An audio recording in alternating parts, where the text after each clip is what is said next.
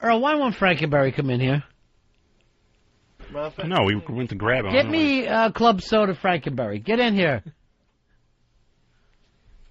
All right, Frankenberry, come on in, brother. And he's wearing, very, very cool, he's wearing an Electric Mayhem shirt, Fez, to let you know he's of age. Frankenberry, how tall are you? I think I'm 5'6", 5'7", Yeah, right. around there. Oh, yeah, right. And what do you weigh? Seriously. Like 140, around there. Come on. Yeah, that Without the Electric Mayhem T-shirt. Yeah, it's very heavy. You're about 5'2", 110. Yeah. At the tops. Have you ever worked security before? Never. I want you to keep an eye on Fez wherever he goes and I'll let you do be it. with him. I'm up for it. Right now, you're club soda Frankenberry. Absolutely. Be ready at all times. I'll be there. I don't have plans for Thanksgiving, so. You will protect Fez from anything, Absolutely. anytime, right? Well, me and Anthony already have like a beef to begin with, so. You're ready. You're still keeping that going, huh? Absolutely. What is your problem with everybody, Frankenberry? You're a tiny little kid with no future. Why do you want to take on a big major show? I don't know. You got to take. Who were you on the phone with, by the way? I was a prize winner. I was getting their information. You're a liar. I swear to God. You were giving your aunt a call on the XM phone. On your personal cell phone, you're calling listeners. I don't know how to dial out on our phone, so that's why I use my phone. John, you're on Fez. Hey, guys.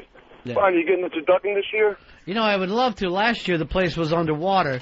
I feel like they've had enough time to get everything back together and give me a free turducken. Hopefully the turduckens have dried out since then, gotten all the hurricane water out of them. I had to buy my own last year. It was hideous.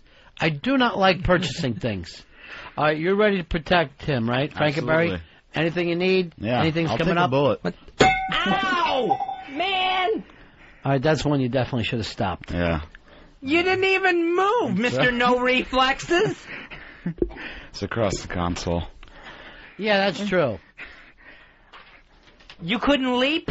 No. Next time I will. I was reading some stuff online. They don't like the new whack bag thing because it pre-sells. You can hear when I pick it up because it's got this little clit inside of it that rings.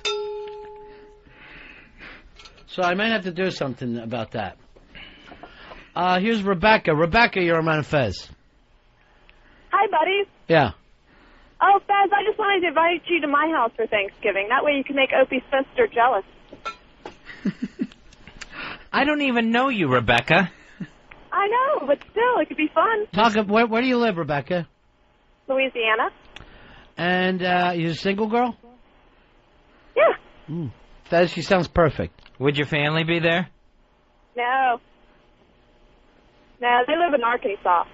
I don't know if I'm going to have Thanksgiving in the bayou. That sounds as dangerous as this Cumia family Thanksgiving setup. Why don't you hang out with me on Thanksgiving, Fez? I can hang out with you. I'm doing the same thing I do every year. I check into the Chelsea Hotel, 2 bindles, bottle of Jack, and I make a list of the people I hate. Hold on. Go ahead and enjoy your laughter, Frankenberry. You know, that fucking gets me, Fez. You never laugh at me, but I look over here at Frankenberry. He's having the time of his life. He's supposed to be protecting me, not laughing it up.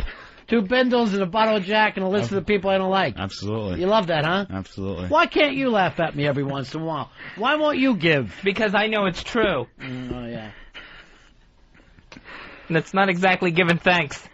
So it's going to be a Frankenberry Thanksgiving for you. I'd rather sit home Sounds and eat good to me. Frankenberry cereal. Sounds good. Mark, you're on Fez. Hey, Ronnie and Fez. Yeah. Anthony this morning, he mentioned something about giving Fez the Billy Bats treatment. Does anybody know what that means? Patrick will be laying there going like this to Anthony's grandmother. Sorry, I messed up your rug. What the hell's going on now, I was Frankenberry? going to turn on vibrate. You turn on a vibrator? No, I was going to turn the phone on vibrate. Boy. Because it was about to ring. Just calls coming in left and right for you while you're supposed to be I wasn't going to working. pull Stephen Baldwin. Who is that? Though. Oh, it was someone from school. One of my roommates. Really? Yeah. Gay roommate? I have a couple of roommates. Gay? No, none of them are gay. Then why wink? Why would you just wink at me? Did I wink? I don't think. It was an involuntary wink, I think. You winked and you pursed your lips. Don't worry about a thing. You're going to do fine. You're going to do absolutely fine, Frankenberry. I don't have a future, apparently, though. Or no, you do have no future. No Seriously, future. That you're here on an Sex internship, pistols. you are wasting your time. You might have a future, but it isn't in radio. Absolutely. I see your future. I don't think I have a future, period. No, I see you as I being wouldn't one of- limit it to radio. Yeah, I see you being one of those guys that stares in girls' windows. Absolutely. I don't know what that job is called. Peepin' Tom? Yeah, maybe. Peeping Frankenberry. By the way, Frankenberry, if you say absolutely again, you will never even get to guard him. I will beat you down so quick. I'll beat your fucking bodyguard up, Fez. I lost my bodyguard earlier today. Chad, you're on Fez. Yeah, you need to promote Frankenberry into Eastside Dave's spot. Would you be willing to fuck condiments, Frankenberry? I would. Really? Not really, but Oh, you're a strange kid. It's an odd boy that you're. I don't think I could do it personally. So, Fez, you going to be there for Thanksgiving? I would like to be there for Thanksgiving. Mm-hmm. Yeah, I would like to be there. So you're going to do it? I think yes. Maybe risk it. Why are you saying think? I got to know where I'm sending the extra turkey. Because I feel this is a dangerous situation. I could be in big trouble here. Wonder if they have a kids' table we can put you at, because you're a spiller. It's not on purpose. Mm. People act like I mess up their stuff on purpose. It's an accident. You're sloppy, though. I just get excited when we start to eat, is all. Next thing you know, a glass gets spilt. The dick's out of your pants. Brian, you're on Fez. Anthony was overheard saying the gravy will flow this Thanksgiving. Oh. I don't know what that means. I don't like that, because that's your nickname, Bowl of Gravy. Yeah, I think gravy Yes. Yes, my nickname is Bowl of Gravy. I think gravy equals blood. Fez blood. Way to figure that one out, Fezzy. They're not fooling me. You're Mannix. If I have a new nickname for you, it's going to be Mannix. I don't know, Frankenberry. Maybe I want you to go there early, check the place out. Well, there'll be no gravy spilled if I'm there. I can assure you that. It's not the gravy that we're worried about. It's me getting beat up. That was the Frankenberry, metaphor. you ever been Yeah. in a fight? Never. I would put you as an underdog against Mini-Me if I had to bet right now. I would, too. I wouldn't. How do these I people wouldn't get bet through on life without ever being in a fight? You've only been in one, right, Fez? Yeah, didn't go well. Cane Pole Gang. Right. I'm sure Eastside Dave had to fight all the time. Redheaded beatdowns. Chris, you're on Running Fez. Hey, buddies. Yeah. Hey, if Fez wants to go to Thanksgiving, what he should do is he should bring a date. He should bring, like, Stalker Patty there. You know what you ought to do? Really Fezzy, you show up there Thanksgiving with a guy, and Dawn is suddenly going to see you like, oh, I got to win him back. Bring over one of my exes, maybe. Yeah. Tiki Bob would be perfect for you. Interesting theory. My date's gonna be there. I don't like playing these mind games in relationships. Are you going to be with your son, Jonah Bobo? I don't think my son will be there. Because I read that online. You can't believe everything you read online. I do. I have a tendency to. I talked to his mother today. Your ex? Jonah Bobo had done a movie with Josh Lucas, and for some reason that came up again, and his mother was very upset that Josh Lucas never keeps in touch with the family. What would he do? I guess he said that, he would really like to see Jonah again sometime if he's ever in New York City, and then they never heard from him again. No one wants to hang around with a little kid when you're a full-grown man. It was hard to explain that. And that usually people that work together in a movie don't always hang out together afterwards, too. I don't know anybody. Do you hang out with anybody we used to work with? No. Yes, you do. Wait, you do. Flipper. Oh, yeah. Yeah, that's true. You can set me up. You can set me up in an allspike. Aaron, you're on Run Fez. Decoder number 200, buddies. Oh, Dick Holder 200. Face! That's part of the Thank FBA crew that Dave runs with. Yeah. Hey, They must have started at 185, because no way 200 people call themselves Dick Holders. I want to see if Frankenberry's willing to go out and get Fez a smoothie. Here's Rick. Rick, you're on Run Fez. Hey, what's up, buddies? Hey, buddy. Hey, Fez, I got some advice for you. When you get to Thanksgiving, just smoke a little PCP. You'll be able to take on the world. You want to dust? No, I don't want to dust. Why not? No. I may not come back from my dusting. No, you will. I'll tell you this. You'll be polite. There won't be a lot of movement there. Sit there like a fucking knick-knack on the wall. I don't think doing drugs is the answer. You never got knick-knacked? No. Never in my life. Here is Dan. Dan, you're on Ronnie Fez. Hey, Fezzy, I got a little bit of advice for you. Not even a bulletproof vest will stop an AR-15. First of all, I've seen his bulletproof vest. He wears it open. That's a mistake. And a bulletproof vest isn't going to help save my soft spot either, if, a clubbing starts taking place. I'm going to talk to those brothers, too. And I'm going to say if they do club you and stab you, don't put you in the trunk before you know you're dead. You'll start kicking, and that'll be frightening. That'll scare the hell out of me. I don't want to get clubbed or stabbed to begin with, but to be clubbed, stabbed, and alive in a trunk? Why would they do this? To keep me away from their sister. And why would that be? They don't want me dating her, I guess, because I don't fit the standards. I'm not Catholic, I'm not Italian. You're not straight. It's very, very difficult for... Go ahead, Frankenberry, right in the mic. Laugh. Enjoy yourself. I might have this kid with me at all times. Good sense of humor. You can have him. He's not doing very well as a bodyguard. I think he's doing great. I'm training. I'll be ready for Thanksgiving. I think you need a tougher shirt. Something that doesn't have Muppets on it. I got it in Disney World. I wouldn't mind if Johnny got you a job working security for the Yankees. I go to school in the Bronx. There'll be a couple of subway stops. Boogie down? Yeah. The BX? Jeff, you're on Ron and Fez. Hey, buddies. Yeah. Hey, guys, Fez needs to take Earl to Thanksgiving because there's only one thing that Italian families hate worse than people like Fez. All right, hold on. 866-10-FEZ, 866-10-FEZ. Why don't we do this? You take Earl with you, but you put him in a blonde wig and lipstick like when Bugs Bunny would get dressed up like a beautiful woman. Black girl. Do me a favor, don't step on this kid's laughter. Go ahead, laugh away, Frankenberry. Enjoy yourself. Let it out. Let it out. Well, this is exciting. This is the first year ever you've got plans for Thanksgiving. Yeah, I mean, that's nice, if it is, in fact, real plans. If it's not just some sort of fake joke, here's an address to show up at, and either I get jumped or just the opposite, and they're all somewhere else. Why are you so paranoid? I have every reason to be paranoid. People are trying to stop this relationship. You were a person that you didn't like the family you grew up in. No. You were not comfortable there. Never. Now you see a loving family. They have so much fun together. Right, a happy family. You're willing to fake being straight to get into that family. That would mean a lot to me if I was them. It sounds nice. The way you put it, it all sounds nice. Everybody at Thanksgiving should take in a waterhead.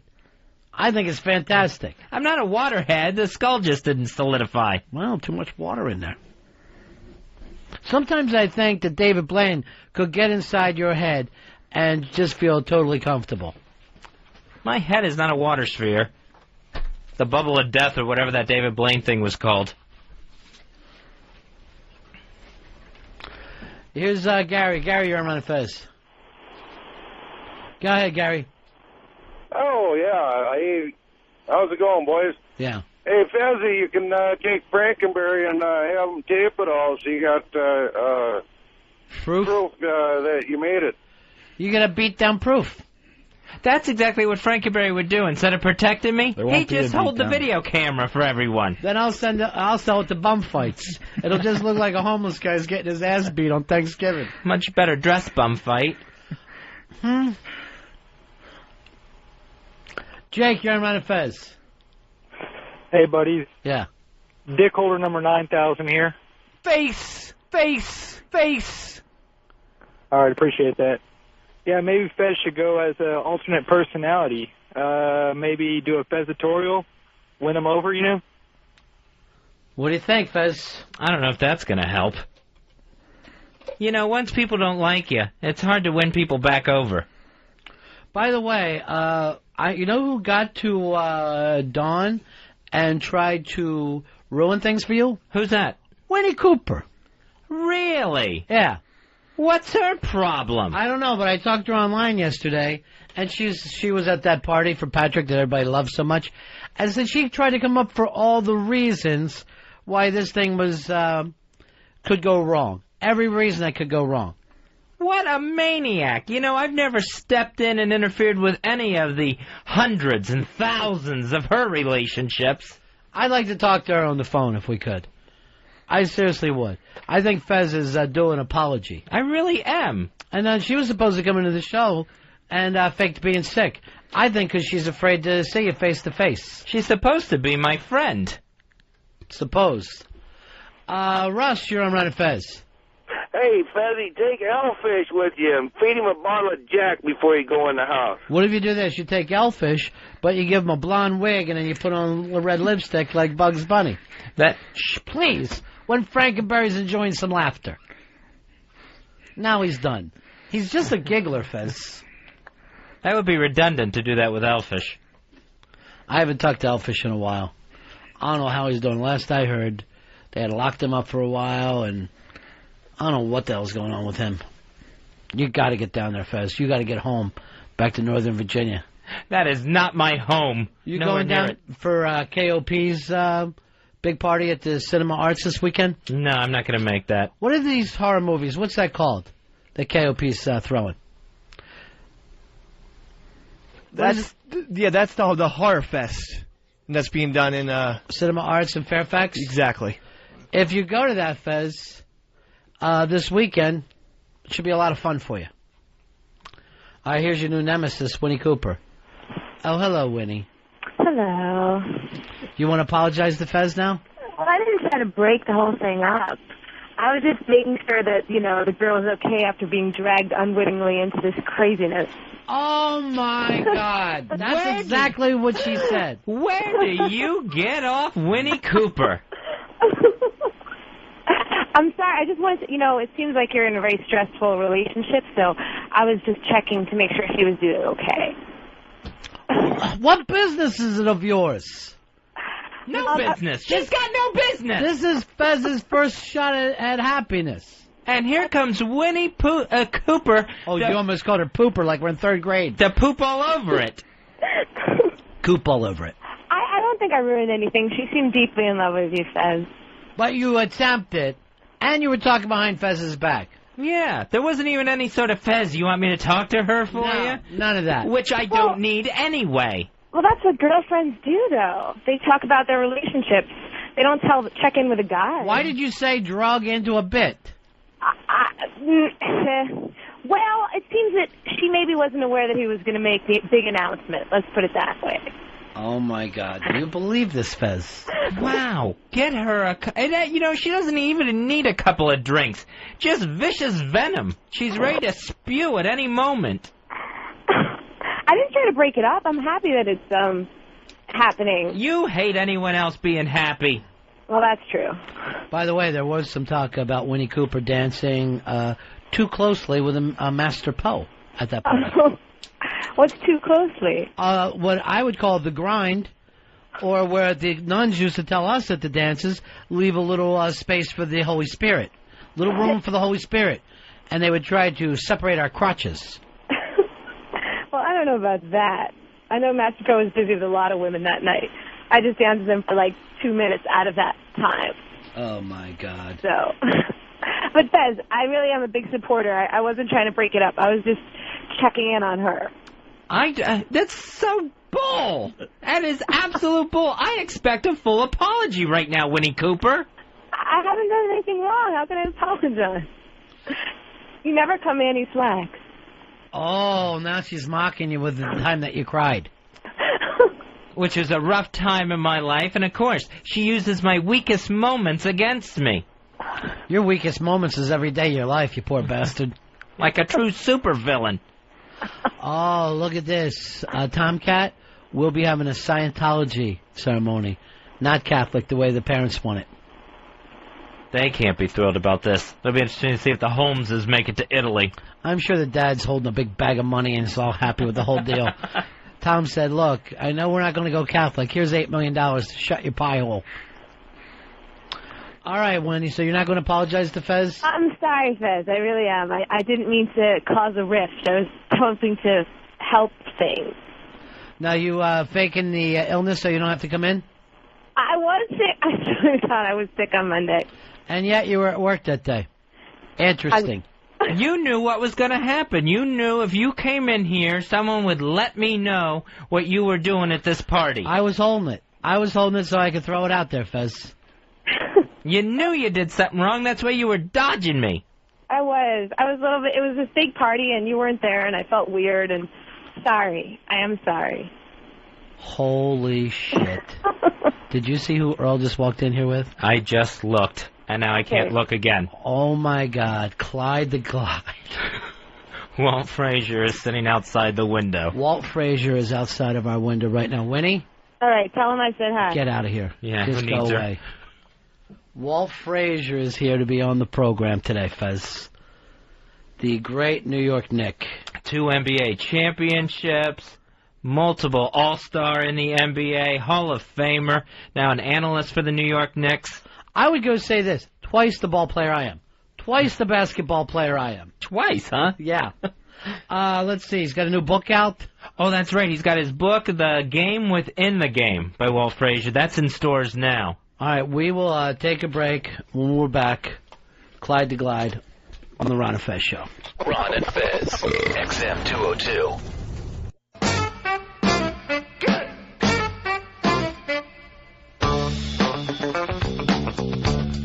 Back with the Ron and Fez Show. Coming in the studio right now, NBA Hall of Famer Walt Clyde Frazier. His new book is The Game Within the Game, and that is in stores now. Great to meet you, sir. Welcome to the show. All right, thank you, guys. How you doing, Walt? Okay. Congratulations on the new book. What is the game within the game? How do you describe Game within the game is only the players know, so you guys know nothing about We that. know nothing at all. This is something that a real player will know. Right, and we epitomize that. If you remember the teams of the 70s that I played on with Bradley, DeBusschere, Reed, Barnett, we had that ESP, seemingly like one guy could read the other guy's mind at any time when we went backdoor, when I tried to make different steals. So that's essentially game in the game. You're setting up the opposition to exploit them, whether it be on the offense or the defense. So this is something that you can't even work on it. You can't plan it. It's just when you have the right chemistry, the right guys together, and everybody playing full out. And it's a culmination of your experiences in sports. Or even life. I mean, you can transcend the game and the game into anything else as well. Because anyone that's successful has mastered the nuances of the game within the game. Like you guys are broadcasters, so you've found it. You've known how to communicate or whatever it is to get it. I can't tell you how bad we are together. There's never been a team with less chemistry ever. But, you know, the one thing to watch that game, it's such a fast game. But I guess you see it on a whole different level. You can kind of slow the game down a little bit in your mind, right, with your eye. Yeah, because I know what the point guard should be thinking. I know what the forwards are doing, what the centers are doing, you know, having been there, done that. But I think today's players, as I mentioned in my book, the game within the game is more about old school basketball, having discipline, teamwork, I think respect for the opposition where you're not trying to show them up. Having a tenacious work ethic. Today you see guys that are poor free throw shooters, and for their entire career they're poor free throw shooters. So they never really seem to work on their weaknesses and develop that game within the game. When do you think it started to change? Is it? I guess the obvious thing would be money, but... Money, players making the quantum leap from high school into the pros, guys only spending 1 year of college, 2 years of college, so they really don't know the game. They're still essentially learning the game once they get to the pro level. And the NBA game, it's different from college, it's different from high school, different from the street game. And I noticed there seems to be these tapes going around of the street ball type thing. Have you seen any of that where it's real flashy, but none of these guys can make it to the NBA? Right. Street ball today is just the coming of the Globetrotters. Right. That's today's Globetrotters. That's essentially what it is. So it's not the real game, and kids, they're kind of learning from that. It's actually been devastating because kids see these guys and they're trying to dribble like these guys and emulate what these guys are doing, And that's not real. It's not reality. Where do you think ESPN fits into this? Because not just for the game of basketball, because the highlights are just the dunks with ESPN, but, you know, you're only going to see the home run shot for baseball. You're going to see the touchdown and the funny dance. And it seems like the flashier guys are the guys that get noticed on ESPN no matter what the score is. Right. And I'm so sick of T.O., man. I don't know what to do, man. Get rid of this guy already. You see, so they embellish the guys that are controversial today. Mm-hmm. Whereas when I played, your character was sometimes more important than your jump shot. So you're right. ESPN has been one of the culprits, actually, because they've made it entertainment. Right. So a lot of kids today, like, they go out and say, well, we're going out to have fun. I used to say we're going out to win, man. That's what fun is about, winning the game. Right. Not going out and making a spectacular dunk that brought the house down. Yeah, that's exactly true. But at the same time, ESPN will show the dunk, forget the score, and the team game has kind of been forgotten about. But the thing that I worry about is the European kids seem like they are playing the team game. They're playing a different level. And I, for one, am shocked to see how well some of these guys are doing as they come into the NBA. I never would have predicted this year's game. Not only that, look how poorly we're doing in international play. Yeah. Because of what you're alluding to, one of the most glaring weaknesses of the game today is the poor shooting of today's players. We just embellish why, because they're either dunking the ball or they're shooting a three-point shot. So the mid-range jumper, the little 10 to 15-foot shot, is rarely used. But that's what the European players thrive on. That's what why they've been so successful against us in international play. And the whole point of the game used to be to work the ball in to get that shot. That was the shot that you were looking for, old school basketball, right? Yeah, now guys run. They have that shot and they're running behind the arc to take a three-point shot. Walt Frazier in here with us, literally a legend in the sport of basketball. Brand new book is out now. That's in stores now. The Game Within the Game by Walt Frazier. Now, Walt, you came to New York, what, 68 was when you showed up in New York City? 67, 68 season, yeah. Yeah. And within the next... 1967. Yeah. Oh, okay. Within a couple of years, you all but owned the town. I don't think people realize what a basketball town New York City is now. And Fez just saw you walking down the street a few days ago, I guess, a couple of weeks ago. He brought it up to me and said you were stopping traffic. People were hanging out of cars, waving to you. I saw you on 6th Avenue, I think near Rockefeller Center. Right. And people were waving to you. They were honking. Everyone you passed immediately recognized you and wanted to shake your hand and say hi. I know, and I'm flabbergasted when that happens because, I haven't played in 25 years, so for people to react that way, it's kept me very humble, that's for sure. I would wonder how you pull that up, because this is a town Robert De Niro can walk down the street. You know, you'll see the biggest stars in the world. As a matter of fact, there's a book called Everybody Comes to Elaine's, which is about a restaurant on the Upper East Side where a lot of celebrities eat all the time, and people eat in a way that they don't notice who's there. Like, you kind of look out of your corner of your eye. And the author of the book said the only time happened, Walt Frazier walked into the place filled with celebrities. They said you could have heard a pin drop. Everybody watched him walk in, sit down, and you've had that kind of fame now for, like you said, it's been, 35 years, I guess, altogether, just about now. Right, but see, I'm oblivious to it. When I was playing, I was always looking to see who was looking at me. Yeah. When I was Clyde. But now, like I said, I walk somewhere, I'm oblivious to that. I'm just trying to get where I'm going. Right. And all of a sudden, people just start yelling, "Hey, Clyde, hey, Clyde," stishing and swishing, shaking and baking, some of my rhymes that I use. And it was you and Joe Namath, I guess, were the two big stars in early 70s, late 60s, New York City. Did you ever have a chance to hang out with him when you both were running Yeah, man, down? Joe is so down to earth, man. Yeah, he's such a good guy. Roger Bear was another guy with yeah, hockey. that's right. Seaver. So all these guys are old school, man. If you ever walk up to them right now, you can just talk to them just like you're talking to me. Nobody was on an ego trip in those days. Yeah, but you say that. I'm going to tell you what. I'm right now. I'm almost ready to run out of here. I'm ready to pick up the phone right now and call guys I grew up with. On 6th Avenue, I wasn't one of the people that had the nerve to say hi to Clyde. He just goes, there he goes. I thought you looked familiar and didn't pay me for that autograph that I gave you. Yeah. And you were a gentleman to everyone. It's a brand new book that he has talking about some of his experiences and then also how the game is played today. The Game Within the Game by Walt Frazier. That is in stores now.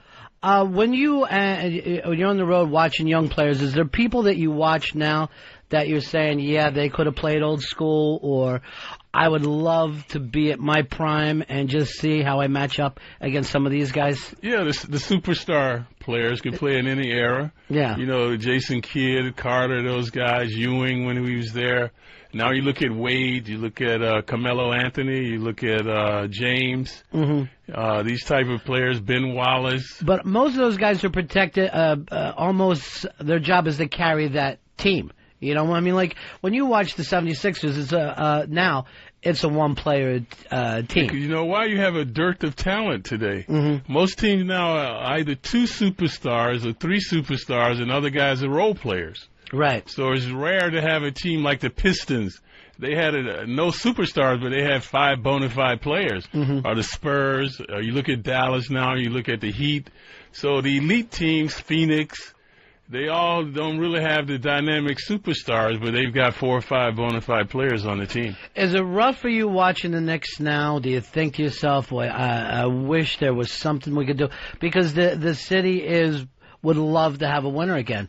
And every year, everybody looks to it, and it becomes a disappointment. Well, that's true. Last year was really embarrassing. Yeah. But I think this year there will be improvement, and most people say they have to improve. Right. But I think more than that, I think Isaiah, it's a smooth transition because it's not like Isaiah's a new coach. I mean, he recruited these guys. This is the guys that he wanted as the general manager, so now he has them as a coach. They respect him. So I think he's going to get the best out of these players. What kind of improvement do you expect this year, though? They must improve defensively. Yeah. They led the league in turnovers. They also led the league in personal fouls. They were last in block shots. So these are very glaring areas that they must improve if they're going to, turn it around. Are you still in a position now where you can watch somebody walk on the court, though, that you've never met before and know whether they're a player or not? I'm sure that you, have had that kind of sixth sense about that, though. Yeah, sports is like life. Like they say, a man reveals his character in many ways. So when a guy walks on the court, I can tell a lot about him the way he warms up. Like the next time you see guys shooting on the court, right, if they're getting ready to shoot and a basketball carrying by them and they continue to shoot, like that's not my ball, then they're a very selfish type of player. Because whenever a ball come towards me, I would always, if I'm shooting, I stop and knock it back to whatever guy was shooting that ball. Right. So, that's like team respect, looking out for your teammates. Now, is that something you had to be taught, or you felt like that was your character just growing up, like you didn't? I was so fortunate when I grew up that I always had disciplinarian coaches. Never any prima donnas on the team. We all abided by one set of rules. So when I came to the Knicks, Red Holtzman was just like my high school coach. Felt the same way towards him. Yeah, just like my college coach. He stressed the same things. You don't play defense, you don't play. You don't play as a team, you're not going to play. And, you came into the league at a time where the country was, pretty divided. I mean, we think we have a divided country now, but the 60s was such a wild time. And you came you're from the South originally, right? Yeah, Atlanta, Georgia. It must have been a whole shock to your system to leave the South, come to New York City, and live the flashy lifestyle and the way you dressed and been accepted for that. But I'm sure it wasn't 100%, right? I'm sure there must have been people going. Yeah, the media criticized Joe and I for wearing. Is that right? Yeah. They criticize athletes then for wearing long hair or hair on their face. And now what a revelation. That's nothing today compared to what the guys are doing. Yeah, that's what I was thinking, because the 50s were so conservative. And you guys, I guess it was the first time that you know, guys in sports were seen as having style, and the styles were copied by the kids. Did you have one of the first shoe deals, or the first shoe deal? Yeah, the first sneaker deal with Puma sneakers. Is back that right? In 1973, and they called it the Clyde. And just in New Jersey, New York, Connecticut, we sold so many shoes we didn't reach the rest of the country. And you can still pick those shoes up, right? They're still Actually, I'm still with them. They just brought me back this year, so That's I'm still amazing. endorsing the shoe. We're going to take some questions now. Walt Frazier's here. Brand new book. If you like the game of basketball and you want to read great stories in the way the game should be played, it's out now. It's in stores everywhere. The Game Within the Game by Hall of Famer Walt Frazier. 866-RON-0-FEZ. 866-RON-0-FEZ. Here's Andy. Andy, say hi to Walt Frazier. Hey, Walt, how are you? What's up, Andy? Hey, thanks for taking my phone call, guys. Sure. Hey, you were talking a little bit about selfish players, and I see that a lot in NBA basketball and the football. Do you think corporations have a big to do with that? Corporations in what way, Andy? Well, money is the main key for everybody now, and you see no teamwork at all. They just want the biggest shoe deal or a game deal. And I see. So everything. Yeah, so you kind of have to worry about the individual to keep your shoe deal, I think is where he's going with that. They're involved so much now. Well, Andy, one of my chapters in my book is called Money, Money, Money. And what has happened, because of the astronomical salaries, the agents are the guys who are pushing for their players now. So they're the brokers. Also, the shoe companies are there. And also the posses now. Everybody travels with a posse. So these are the scenarios that you're talking about. So the posse is telling these guys, hey, man, you got to do this, you got to do that if you want to make more money. The agent is also telling the guy that, and then the shoe company. So that has caused, I think, a lot of the selfishness that you're alluding to. And that's got to be really tough for the coaches to get through that entire thing to get to the guy, right? I mean, it's got to be unbelievable now that just scheduling how often you can put the team together for practice. Right, and are these guys coherent while they're practicing? They're not thinking about a sneaker deal or some other deal because they're all on the cell phones all the time. I see that. And I guess the posses keep that chemistry from coming together because the guys on your team had to become your best friends. I'm assuming you're all out on the road together, right? Yeah. In those days, if you went out to party, you went out with the guys from the team. I went out with Willis Reed. I mean, we had to. Right. We was all in the same. See, we didn't have the major sponsors, and obviously our salaries weren't anything near like today's players. So there was more cohesion and less jealousy amongst the players in the 70s than you have today. Here's Ronnie. Ronnie, I'm on a Fez. Yeah, I'd just like to say hi to Clyde Frazier. It's quite a thrill, by the way. And well, why is he not the commissioner of the NBA and straighten all this mess out? Yeah, why aren't you, Walt? I'm too honest, man. I think Commissioner Stern has done a superb job. If I had anything to change about the game today, I don't think I would look to change anything except the ball issue, right? Yeah, I'm worried about the ball issue, too. What exactly is that all about? Money? Yeah.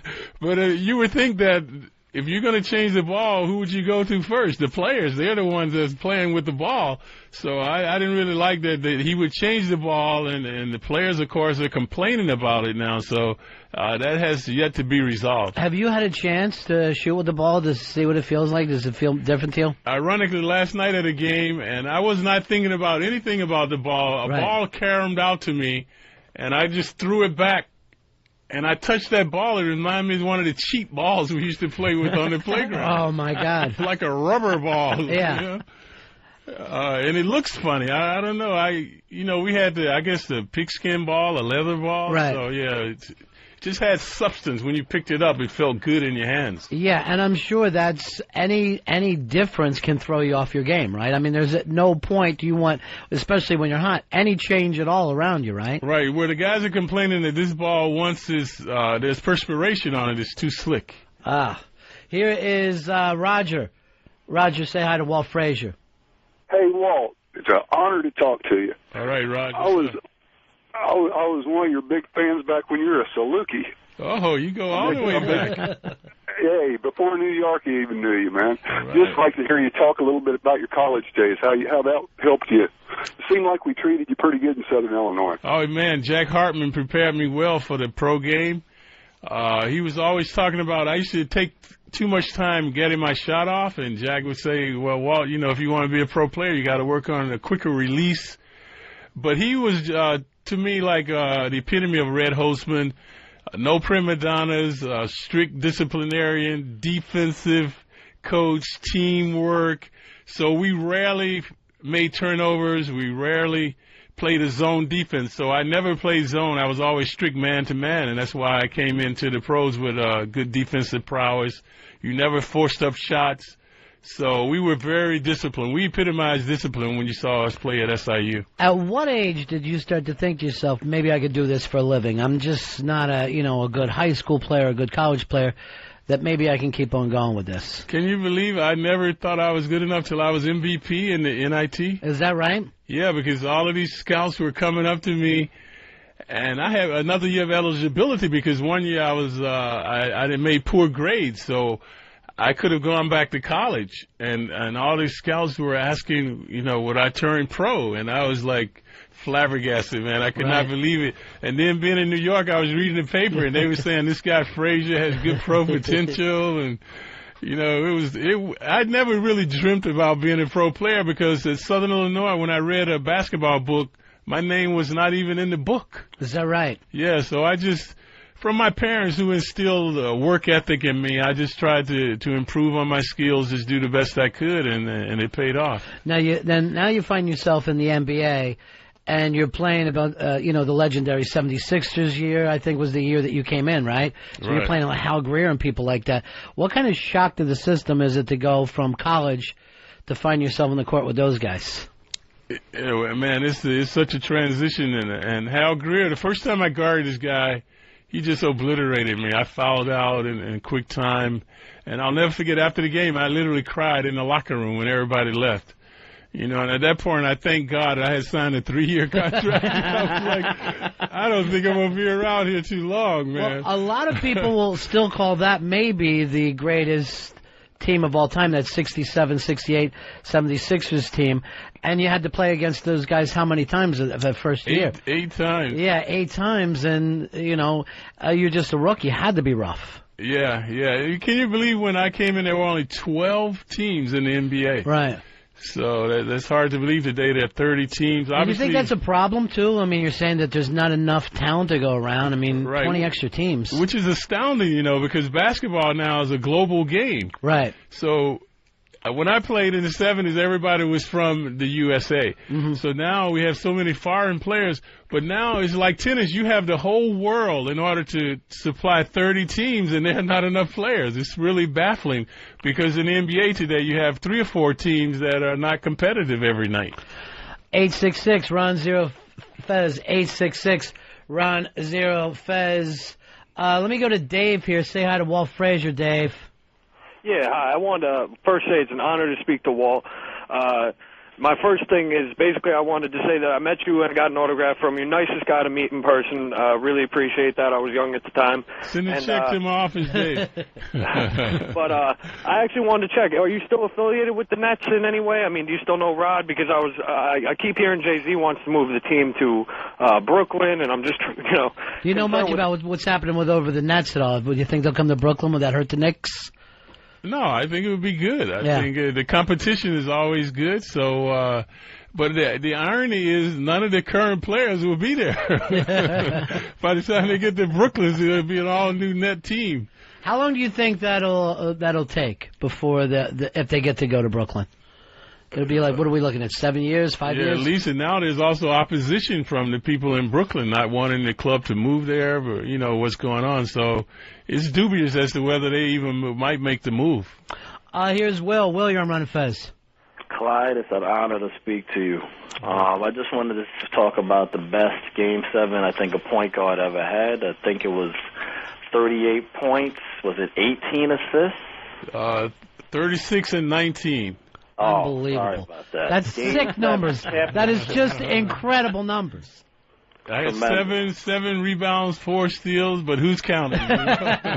Beautiful. And is that just one of those? I mean, see, the thing about being a clutch player, is that something that you're born with? Is that from the practice? Is some guys just can take over, and you were one of those guys? That epitomized what my book is about, the game within the game. And it's a culmination of all your athletic experience leading up to that moment. But if Willis Reed did not show the courage that he displayed, I would not have had that type of game. Because when he came on the court, the fans became so vociferous, and they inspired us so much that we believed. They gave us so much confidence. And I'll never forget, I saw West, I saw Baylor, I saw Chamberlain stop what they were doing to stare at Reed. And at that moment, I said to myself, man, we got these guys. You know, they seem so concerned about Willis that they forgot about their game. But just imagine, we got these guys. You're talking about maybe one of the greatest teams of all time. Those Lakers, these would be all-star games. The Knicks against the Lakers, the Celtics at that time, the Sixers, these were phenomenal, legendary players wherever you looked on the court. There was nobody that wasn't fantastic. So you have that game, which may be the best game anyone's had in a Game 7, but against legendary players. It wasn't a lopsided game at all. Great players in that game. Right. I remember stripping West. I stripped Baylor. You know, it's so ironic. When I left the locker room, Red Holtzman during the playoffs would always, like, we were playing the Bullets, he would say, hey, Clyde, forget about offense. Just take care of Earl. Just concentrate on defense. So that game, he told me, Clyde, hit the open man. so every time I turned around, I was the open man. You know, I come over screen, I was wide open. I dribbled into the paint, I was wide open. So, you know, and my shooting in that game was remarkable. I was like 12 for 18 from the field, 12 of 12 from the free throw line. You know, with the other numbers that I put up. So that was once in a lifetime game. Are you thinking to yourself, this is even good for me? This is phenomenal even for me? Or do you just put that out of your mind? I stay unconscious. I just kept looking at the clocks and tick, tick, you know, because you figured the Lakers would make a run, but they really never made a serious run. Once we got up by 14 or 15 points, I think they pulled within 10, but we took off again. So, but if we had to play the Lakers 5 or 6 more times, we would not beat them. Yeah. I think it was a thing of destiny that it all came together in that one game. Yeah, I mean, 2 great teams lining up like that. We got a lot of calls for you, and I got to let you go, though, but if I don't put the blowhard on, he's going to be real mad at me. Blowhard? Hey, guys. You're on. Clyde, say hi to Clyde the Glide. Hey, Clyde, it's an honor and a pleasure. I kick it old school. I'm a fan of you and Willis going back to the old days. And one of the worst days of my life was the day they traded you to Cleveland. Any hard feelings towards Willis over that? You know, Willis Reed was my idol. I learned so much about the game from Willis, my professionalism. If you ever see my writing, it's very neat, and I copied that from Willis. So I had so much respect for him that once I did find out that he was the catalyst for trading me, I was hurt because Willis Reed was the kind of guy, if he had something to say to you, he would say it. So I was disappointed that he didn't come and tell me, hey, Clyde, I'm trading you, you're lousy, you can't play anymore, whatever he thought.